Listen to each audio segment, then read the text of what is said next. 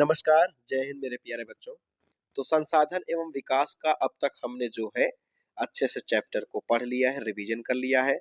अब हम उसके बहुविकल्पीय प्रश्नों की ओर बढ़ेंगे। बहुत ही सरल प्रश्न है और इम्पोर्टेंट प्रश्न है जो परीक्षा के दृष्टिकोण से महत्वपूर्ण है।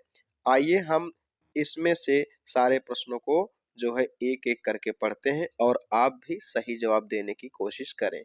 कुल मिलाकर के इस बहुविकल्पीय प्रश्न में 18 प्रश्न हैं। सारे प्रश्न जो है बहुत अच्छे हैं। सारे प्रश्न बोर्ड एग्जाम के दृष्टिकोण से महत्वपूर्ण हैं। आइए एक-एक प्रश्नों को जो है हम लोग देखते हैं। आप सब क्या करेंगे, प्रश्न को जो है एक बार देखेंगे और उसका जवाब देने की कोशिश मुझसे पहले करेंगे। ठीक है? तो मेरे प्यारे बच्चों, पहला प्रश्न है आपका। ये पहला प्रश्न है, देखिए कि किसी देश की तटरेखा से कितने किलोमीटर की दूरी तक महासागरीय संसाधनों पर अधिकार होता है। ये मैंने जब पहले वीडियो को बनाया था तो उसमें आप सबको बताया था कि जो अंतरराष्ट्रीय जो संसाधन होते हैं उसके अंतर्गत मैंने बताया था कि जो तटरेखा है वो कितने किलोमीटर की दूरी तक जो है महासागरीय संसाधनों पर अधिकार होता है। कहाँ तक? तो आप सब बताएं जरा। 150 किलोमीटर, 250 किलोमीटर, 100 किलोमीटर, 200 किलोमीटर, आपका विकल्प कौन सा है? अच्छा, देखते हैं। 200 किलोमीटर आपका सही जवाब होना चाहिए। देखिए 200 किलोमीटर। यदि आपने यही सोचा था तो बहुत अच्छी बात है, नहीं सोचा था कोई बात नहीं बच्चों। अगले प्रश्न पर हम बढ़ते हैं।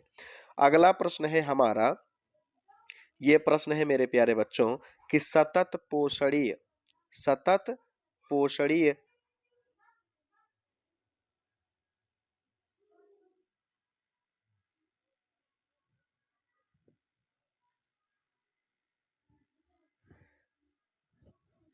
सतत पोषणीय विकास की अवधारणा संयुक्त राष्ट्र पर्यावरण और विकास सम्मेलन में कब अपनाई गई? ये प्रश्न बच्चों बहुत महत्वपूर्ण है। सतत पोषणीय विकास की अवधारणा संयुक्त राष्ट्र पर्यावरण और विकास सम्मेलन में कब अपनाई गई? तो विकल्प आपके पास दिया है वर्ष 1992 में, वर्ष 1972 में, वर्ष 1997 में और वर्ष 2006 में। अब आप लोग इसका जवाब बताएं प्यारे बच्चों। अगर जवाब पता हो तो आप बताएं जल्दी। तो इसका जवाब मेरे प्यारे बच्चों है, इसका जवाब क्या है जानते हैं? इसका जवाब है विकल्प ए 1992। कौन सा विकल्प सही है आपका? ए वाला विकल्प सही है। कौन सा विकल्प सही है? ए वाला। ठीक है ना? आइए देखते हैं। ये देखिए विकल्प ए दिया है। तीसरा प्रश्न है मेरे प्यारे बच्चों, एजेंडा 21 का संबंध किससे है? एजेंडा 21 का संबंध किससे है? ओजोन क्षरण से, वैश्विक तापन से, जलवायु परिवर्तन से, सतत पोषणी विकास से। तो किससे रिलेटेड है? एजेंडा 21 का संबंध किससे है? बताओ जरा, आप लोग अनुमान लगाओ मेरे प्यारे बच्चों। आप लोग अनुमान लगाओ जरा, कौन सा विकल्प सही होगा? तो जिन बच्चों ने अनुमान लगाया है विकल्प डी उनका सही जवाब है। बिल्कुल सही जवाब है। एजेंडा 21 का संबंध किससे है? सतत पोषणीय विकास से। मेरे प्यारे बच्चों, आइए अब हम चौथे प्रश्न की ओर बढ़ते हैं।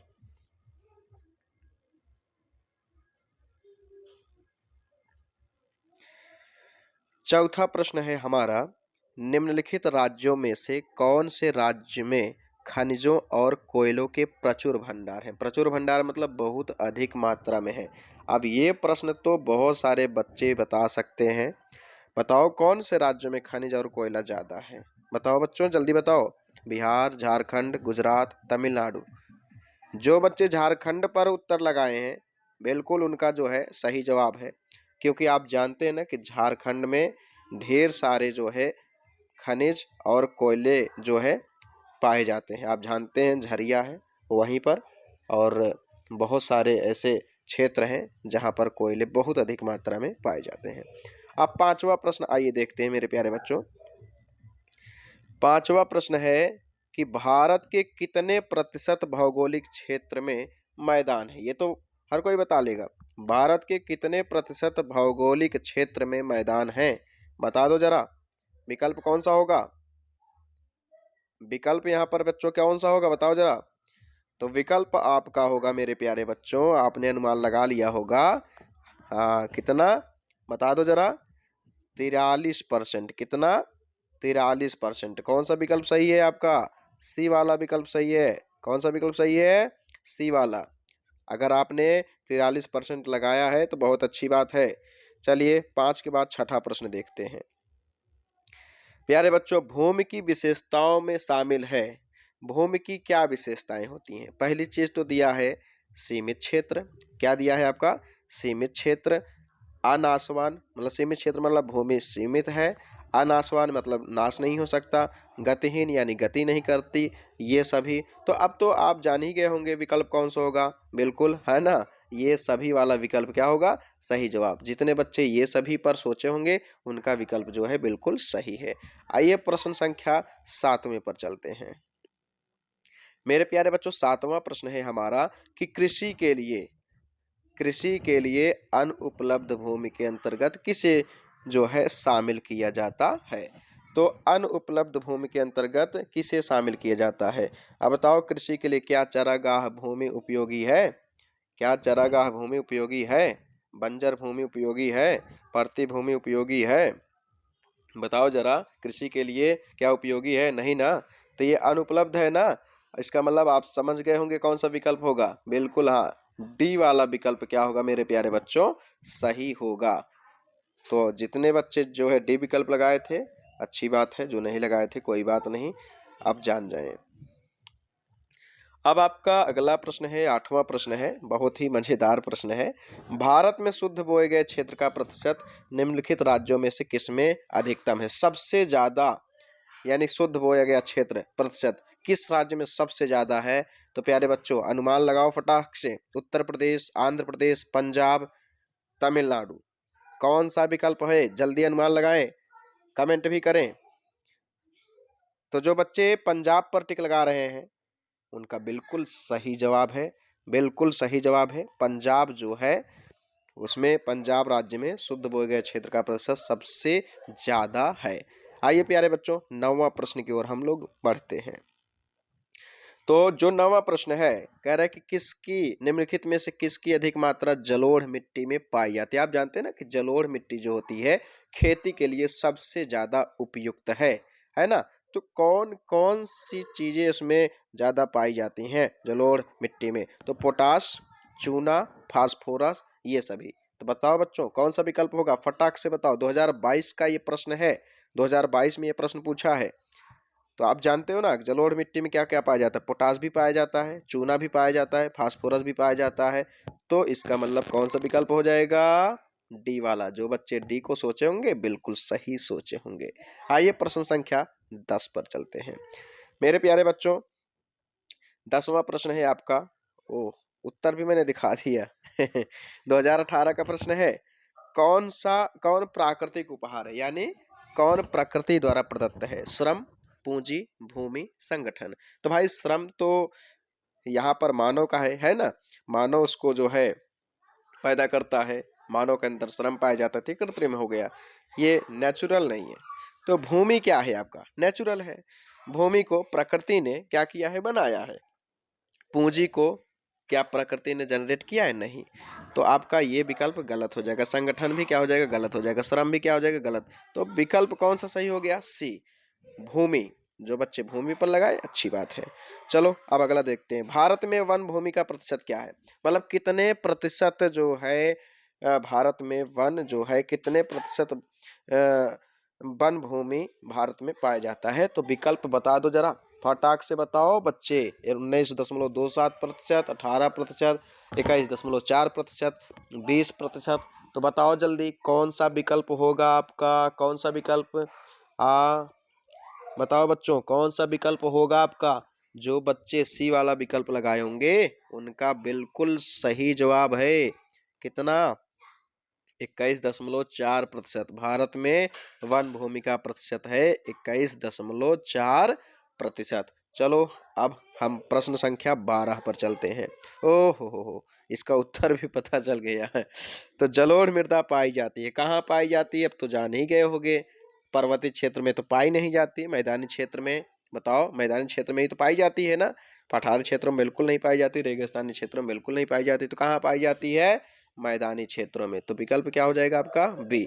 चलो 13 वाला प्रश्न है, कह रहा है कि 13 वाला प्रश्न में मेरे प्यारे बच्चों कि लाल पीली मिट्टी पाई जाती कहाँ पाई जाती है। तो दक्कन के पठार में, मालवा प्रदेश में, ब्रह्मपुत्र घाटी में, थार रेगिस्तान में। तो बता दो जरा कहाँ।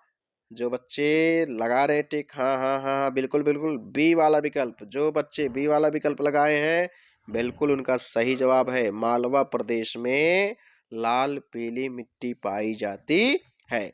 चलो अब अगला प्रश्न देखते हैं। अगला प्रश्न है प्रश्न संख्या 14। अभी देखो ये 13वां प्रश्न 2022 और 20 में भी पूछा है। भारत की सर्वाधिक उपजाऊ मृदा है, अभी मैंने चर्चा किया था 2016 में ये प्रश्न पूछा भी है। तो सबसे ज्यादा उपजाऊ मृदा है, बता दो जरा। जलोढ़ मृदा, लाल मृदा, लेटराइट मृदा, पर्वतीय मृदा।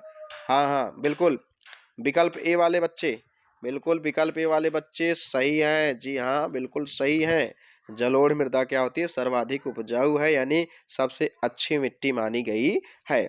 14 के बाद चलो प्रश्न संख्या 15 देखते हैं। 15 देखते हैं, जलोढ़ मृदा का निर्माण किससे हुआ है। ज्वालामुखी विस्फोट से, वायु से, ग्लेशियर से, नदियों से। तो जलोढ़ मृदा का निर्माण मेरे प्यारे बच्चों किससे हुआ है, बता दो जरा। नदियों से हुआ। जो बच्चे विकल्प डी लगाए हैं बिल्कुल उनका जवाब सही है। तो जलोढ़ मृदा का निर्माण कहाँ से होता है, नदियों से। इसी प्रकार एक और प्रश्न पूछा जाता है कि जो काली मिट्टी है वो उसका निर्माण किससे हुआ है। शायद नेक्स्ट ही प्रश्न आएगा। देखो हाँ याद दिया भी है कि काली मृदा का निर्माण होता है किससे होता है, वायु से, ग्लेशियर से, ज्वालामुखी विस्फोट से, नदियों से। तो काली मिट्टी है, काली मिट्टी है तो उसका निर्माण किससे होगा मेरे प्यारे बच्चों। तो इसका निर्माण होगा, जो बच्चे टिक लगाएंगे जरा अनुमान लगा लो। प्रश्न संख्या 16 चल रहा है, बताओ वायु से होता है कि ग्लेशियर से होता है कि ज्वालामुखी विस्फोट से कि नदियों से। तो प्यारे बच्चों इसका विकल्प है से, ज्वालामुखी विस्फोट से। काली मृदा का निर्माण किससे होता है, ज्वालामुखी विस्फोट से।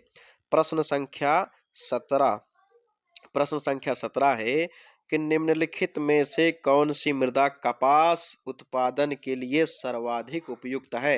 इस जो है प्रश्न का जवाब आपने दूसरे वीडियो से पता लगा लिया होगा, क्योंकि आप जानते हैं कि एक ऐसी मिट्टी होती है जो सबसे ज्यादा कपास के लिए उपयुक्त होती है। वो बता दो जरा कौन सी मिट्टी है। बार बार प्रश्न में पूछा है, देखो 12, 13, 14, 15, 17 कंटिन्यू पूछा है ये प्रश्न। हाँ हाँ बच्चों, जो बच्चे सी वाला विकल्प लगाए बिल्कुल सही जवाब लगाएं। काली मिट्टी जो होती है वो कपास के लिए सबसे उपयुक्त मिट्टी होती है। अब चले आज का आखिरी प्रश्न। आखिरी प्रश्न है, आखिरी प्रश्न प्रश्न संख्या 18। निम्नलिखित में से कौन सी मृदा चाय की खेती के लिए उपयुक्त है, बता दो जरा। चाय की खेती के लिए आप जानते हो ना, चाय की खेती के लिए वहां पर क्या होता है, थोड़ा सा बता दो बच्चों। कौन सी मिट्टी सबसे ज्यादा होगी। पानी ज्यादा नहीं चाहिए चाय की जड़ों के लिए, नहीं तो चाय की जड़ें नष्ट हो जाएंगी, खराब हो जाएंगी, सड़ जाएंगे। तो आप बताओ जलोढ़ मृदा क्या है, ज्यादा पानी सोखता है। काली मृदा क्या है, रेगर मिट्टी है, इसमें भी पानी जो है ज्यादा लगता है ना। तो आपकी इसका मतलब ढलान वाला क्षेत्र चाहिए, तो कौन सा हो जाएगा विकल्प आपका, ए वाला। जो बच्चे ए वाला विकल्प लगा रहे थे बिल्कुल सही लगा रहे थे। मेरे प्यारे बच्चों ये रहे आप आपके 18 प्रश्न संसाधन एवं विकास से रिलेटेड। मुझे आशा है कि आप सबको ये वाला वीडियो तो बहुत अच्छा लगा होगा, क्योंकि वीडियो जो है ना आप सबके लिए मैं बनाता हूँ, आप सबके लिए मेहनत करता हूँ प्यारे बच्चों। अच्छे से इसको तैयार कर लीजिए, यदि आप अच्छे से तैयार कर लेंगे तो बोर्ड एग्जाम में आप सबके अच्छे नंबर आएंगे। इस बार जिन बच्चों के नंबर अच्छे आएंगे ना, इस बार हम यूट्यूब पर उनका जो है फोटो भी डालेंगे, जिक्र करेंगे। तो प्यारे बच्चों आज का ये वीडियो कैसा लगा आप सबको कमेंट करके ज़रूर बताएं। और हाँ, यदि आप इस चैनल पर नए हैं तो चैनल को लाइक करें, सब्सक्राइब करें, कमेंट करें, और आप कहाँ से देख रहे हैं वो ज़रूर बताएं। जो बच्चे जो है ये चीज़ बताएँगे, हम उनका जो है नाम नेक्स्ट वीडियो में लेंगे। अखंड प्रताप सिंह, शुभम यादव, आंचल यादव, इसी प्रकार अंजलि यादव हैं, प्रिया यादव हैं, बहुत सारे बच्चों ने कमेंट किया है, बहुत सारे बच्चे अल्फिया हैं और इसी तरह जो है अ, सौरभ पटेल हैं, ये सारे बच्चे लगातार कमेंट कर रहे हैं। सौरभ पटेल हैं, सौरभ यादव हैं, एस.एस. यदुवंशी हैं, इन सारे बच्चों का कमेंट लगातार आ रहा है। ये सारे बच्चे खूब अच्छे से मन लगा कर के पढ़ रहे हैं। मैं सारे बच्चों को शुभकामनाएँ देता हूँ कि आप सब इसी तरह मेहनत करते रहें, ताकि जो है बोर्ड परीक्षा में अच्छे अंक ला कर के अपने देश व समाज का नाम रोशन करें। अच्छे से पढ़िए, फिर मिलेंगे एक और नए वीडियो में, तब तक के लिए जय हिंद, जय जगत, अपना ख़्याल रखें।